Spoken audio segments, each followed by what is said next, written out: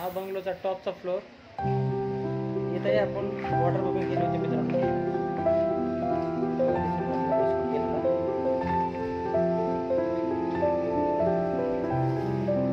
आता हा आतील भाग असल्यामुळे याचं टाईलचं काम चालू मित्रांनो. आता हा जो स्पेस आहे मित्रांनो, हा ओपन स्पेस आहे.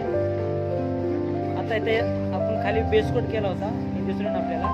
एक त्याच्यावरती डबल प्रोटेक्शन म्हणून आपण काय करतो मित्रांनो, एक केमिकल कोटिंग आणि नेट लावतो मित्रांनो आपण इथं.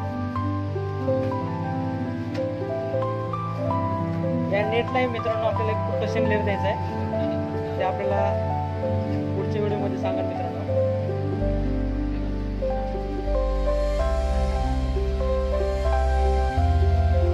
हे आपलं केमिकल कोटिंगचं काम चालू मित्रांनो.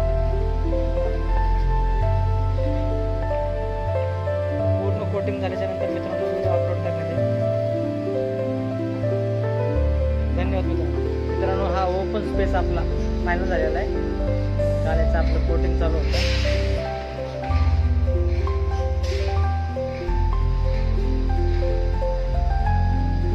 याच्यावरती मित्रांनो आपल्याला एक प्रोटेक्शन लेअर द्यायचं याला. नेट प्लस केमिकल कोटिंग केलं.